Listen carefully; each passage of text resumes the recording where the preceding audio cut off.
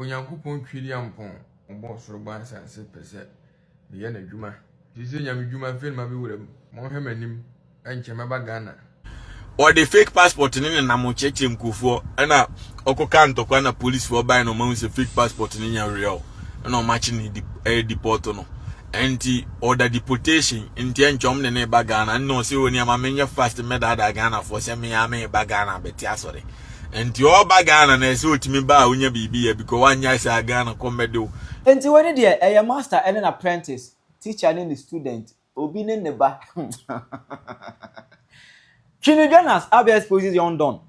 also na sem yen kam say young don apie media nso obeka so si a wasesa obi afunu bia odina ton Ghana bia on ba kon fan che no na obeba Ghana oba be nyame adwuma nyame se wode nta kan to me na adwuma Twene Jonas oboa da bi oboa deportation welcome as deportation welcome enta onua edi we edi ga be prapra kwa mu Twene Jonas edi enchiremu aba ekwan police officer che young don e wo USA o ma be deport no ayi Penyah block media meso say ne die mu obe like video no and my subscribe button na ba click the notification icon of latest update na ba kire wa adwen de ama me e wo comment section meso so ba so a no achieve no for so enya bi ahwe e for the past month there na ye hu yon don e wo media no so bi ada kwai wo kwai ara say obi akwachi na bono and answer day 2 weeks ago e no say uni asa pie media no so bi oba no na nsem nyina oba ya uni akra nan eye na e wo pra ani nsem nyina say si ade o pa achew o da chew pa ma aja goraja you know otumfo obi a wadina temo Ghana sa sues no de oparachew ani nsem nyina ne se na o se nyame de ne nsa aka ne se nyame se onkoye na adwuma ono no yondo enkoye nyame adwuma example we dem find German say so many years in here sorry so many months in here now social media example find German menya accident kakana na ti we dem esrema na find German say ubia and I'm filming go baby because and I'm an accident here, you know. The God is a Mintimin and to mammy, or mamma, we check. The edit Nanten, or you can't say. You do know I didn't tell whom will social media and as some about. Is me okay? Is it we are seeing me okay? Okay na Onyankopɔn twiri ampɔn bibi a woyɛ bia no ɔyɛ for a reason na madin ka Penyah mekyɛw na Onyankopɔn sɛ menka nkyerɛ Ghana fo na mpanimfoɔ titiro abrɛmpɔn amradofoɔ amintim ne akasifo amano atia titiro no yewurase tutu Ghana president omwa obi a woni onye mehwe bi a ma no atia no no Yankopon twiri ampon bo soro ba asase pese meyɛ na dwuma enti no o se memfa chopa ma obi biara munze nhuma kye menu me ho before me nya nkwanhia no menu me ho no emuana nyame kafa so kasa kire me nya nkwanhia no te abuzianfo the Armenian with me, I can't say Yankopon be so me and Juma because now no me da one Joanna. As my dance and night. But Tiane, my chise you be bidden and set parameter. Madame and Yama who be a and one Zenia my casa chairman. I dare what they say, Kunkuno, the Susan Kunkuno, and I say, when Yankopon twiri ampon so obeso de me ye na dwuma ti abuzanfo bibia Yankopon bezo ode tie nipa na o ma nipa sua bibi firim sakira na dwena o do ko in some things na o do abayi onyame kire me say membe pat mpanimfo ichew obi biara anu atia wa wonya mehwe ama no atia for no reason one way the answer for Chemi. Titiri ni ajaguraja de odifo kabinesi ama. Yeah, me feel too much. We minu ya penye enti odifo yi. Boni biara ma yawa asasi so yi. Sise nyame dwuma fel ma be wuram. Bo wani afa Chemi. Onyankopon twiri ampon so be mama ye na dwuma. But what is he Ghana for the honor? Tea. Mohammedim, and Chamaba Ghana. And Chibia, the Ghana, Mohammedim. Video GH page, one fat. Bloggers are Cassifan more Ghana, need you, one fan a moment. In room pen for 2 phone call for a channel when she and no more. We be a man or tear for reason. When you go on catch never said, and he has some about a penny per biacho. Cause on young go on me panic or the chamia, or that's any view as a bianco, but I can't switch young go on and said, any party, Sebi, Utia national catching of Cotsacrana. Eye chen ya betwa faso akọ ono no yondon enkwa nyame adwuma e chene obeba Ghana abia nyame nte obeba Ghana den de obi ofunu bia no e wo se opa achew eti yondon ebe pa achew am achew pa eba kwa na amafo bi gas yondon achew pa de bi o nu akika won mi na se won semi sise ma ye ara se the whole yondon de nyame de zaka obla be si sise de ka won semi na wo se Twene Jonas abam bi on se emre bi atwam ajakwa be ka se yondon any papers na eho no won kwa ebe deportation oni papers ema yondon ekofa some passport American passport bi ebe chile ye ana odi defendant o kura passport ayi ne be defendant passport so current American passport o mudema immigrant e say nyina be defend bi ne ade junior say that passport on kwa yondon na fake passport na odi be chile ye video no unu aso akwa obi ntokwa kwa count to kwa America on their chain no several papers when you fake passport or fake document no and your process no for deportation until next deportation massa ebeba no ebe kan yondon edi enumu ana wunua edi ka di we be prequest of Ghana for acho you go this much news air camera okrenti da bia so bia open okre bia pema se mo agi se omo am pen okre ne time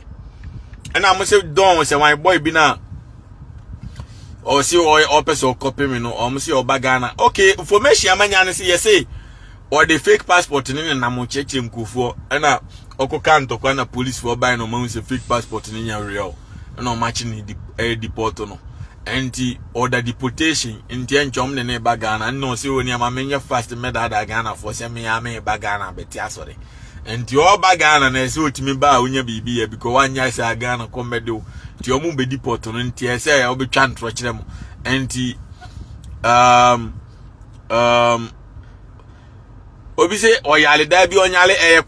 ye deport na number on say America no me sure say America mra ya adwuma ukukura fake passport say wo ye citizen na wa American passport ese hu say omo so mu a omo de obeba Ghana omo no need time for Jimmy o Ghana na America na Nigeria ni TV so yo hene obia Nigeria ni bia amra nka o ma deport na ka say broni onyimi tse bibini o bibini nkwa na ekwahia ala tani aboate Ghana ho Jimmy no mu kum nipa na mampanyini kwahia ni ntimi nkasa o na mampanyini dwoma ma odwan no ntimi nkasa ebi ni bia se ba bia Ghana nkwa ana say Jimmy no country bia bekom bia o yakwa uko Jimmy ya deport wa ma kokrum nti ala tani te Ghana ono no say oh me yo hene wa ha me mayini me obua obeko ombefa ako nti so obi aba America na less than 3 years o claim so kura passport no ni nyina e fake cause a process America na a process before say unya passport no e say woje 2 years green card what you say near say within 2 years no nkodi bone nti 2 years no wan ni bone na wo ye o pass like normal sana what you say wa kwotro citizenship exams watro exams no say obe fail obe pass you no so obe twen another months upon months and sana exams no results about and unye o pass na unya obe citizen we are and sana what you mean o citizenship certificate ko apply for passport any simple process until it takes time and it is kwase bia bana the ade oba na ade chi ya okura American passport di jimi I say mu say akwa we nchom be deport no because American emra ya adwuma enya Ghana me catch them say akwa ni fake passport no de nam na crime chom so ni mu am ne be ko no no a wa jimi ntie so tie no kre me no memta obi a me pe obi asem me nam ha no minim se broni onyimi ti se bibini bibini nkwa na jimi odi atimi ba ne krom be jimi Trump Otowana nkwasiafo Kevin Taylor boy oni okuja to abra kwakọ shate Washington down. Oman kase omo ma broni visa utie me yo. Omo se omo ma MPP ni visa mane magana. Ena MPP ni American citizen eno keke no punishment agana namu. Won sa na omo te omo de obeye bi ombeye obi. Nti nka se na ala tafo te Ghana eku Ghana fo no mu kofiri na e foolish case ga America nka se Amri Trump ku omu nyina okrum ana wasese omu ko omkrum so de tie no de obeye broni bi obeye obi ye nko an ye jimi a ye ayese moa ye na nanu ma ji independence ama ye ne ama ala tani abetena kronum no okum nipa na independence ni nyina ayera na ne circle ala tani timi abu obi no ko free because omasi omu claims o matojo mama won na odwan se ntina am ko fa obai that be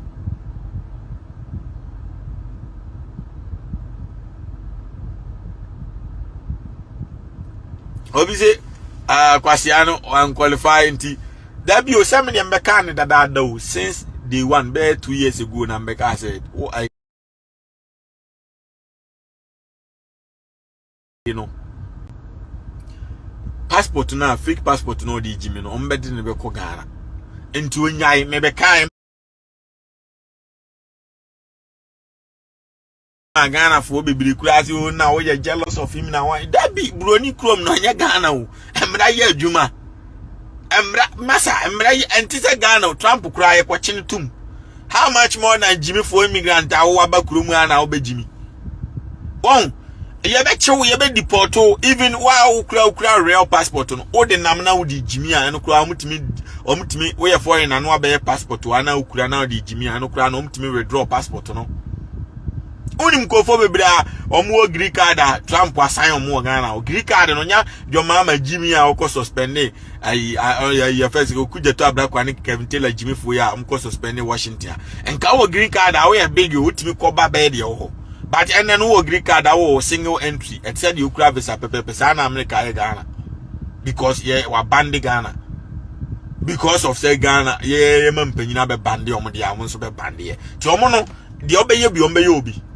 nti first no na wo green card or passport na visa sim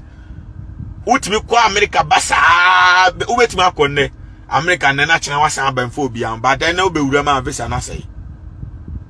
anunti say Ghana student ni nyina ye so enti Trump ama ya pam Ghana university for ni nyina because ye say ye cancel mo visa no because and ye ma friend Nigeria for because mo criminals is omo so enti broni no only time for Jimmy the obeye ni bi obeye obi enti woni broni deal are different from say oni bibini deal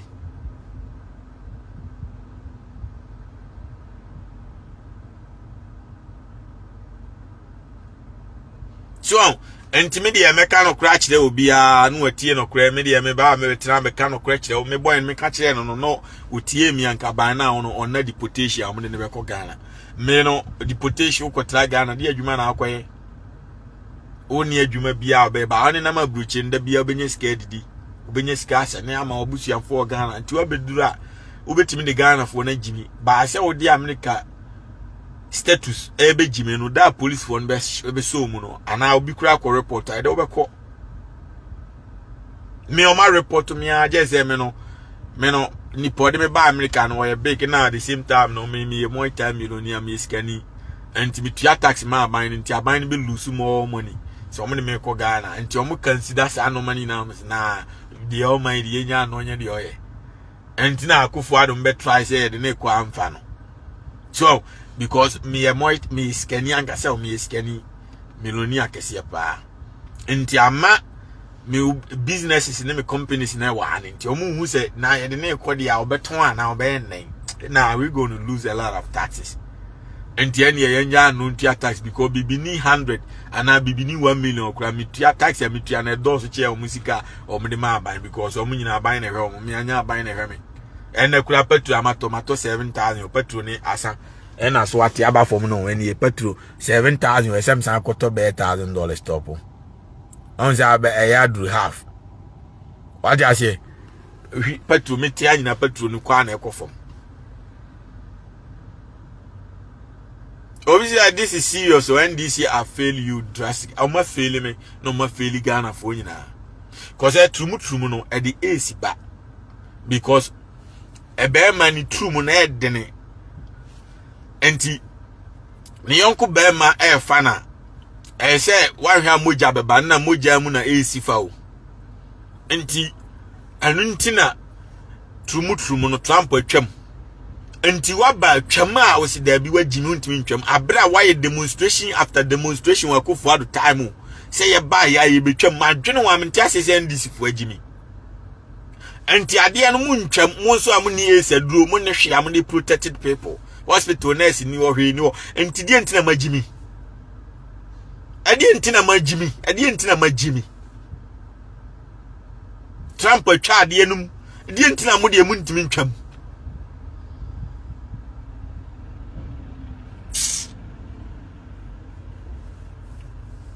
enti mo amosi abayifo na koso accident no nya bayifo bia e ka kwan ne nye na Ghana no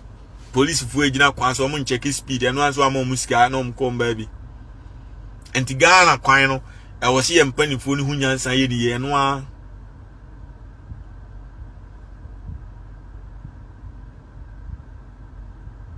obisi let's see your windshield is a renter Jimmy car me am ma say me registration me normal me insurance me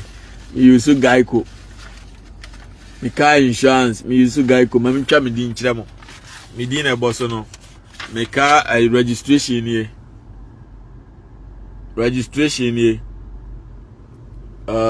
me pese me fee address be show but New York State registration what they had there any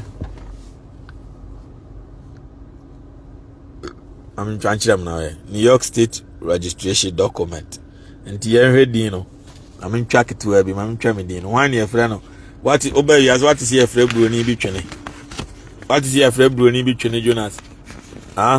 Oh yeah, the whole world men kwan from Twene Jonas. Ghana could be anyone din Twene Jonas. I'm in track.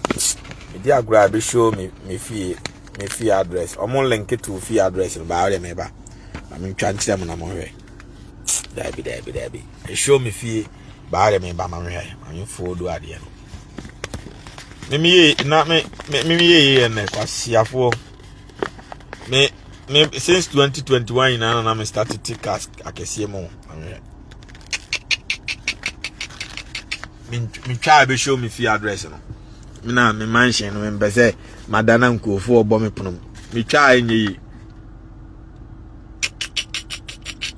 ebe show me fee address no omo dia ben obisi stolen car wa bodam America untimi ntwi stolen car wa ho e Ghana na shatawale motiti stolen car obisi buy who are you fooling you buy petrol $7,000 kwa asia na ai omo mtwi V8 kura ya bisa omo pa afro wi o V8 wa Ghana ona bisa anse petrol se no tone month Kobi so be auto V8 because we have V12 tie sound no mami mon tie sound no tie V12 sound no tie sound no mami ko sports plus Ubeta chara wa jene ama me e comment section. Hi Penyah Media. Accra.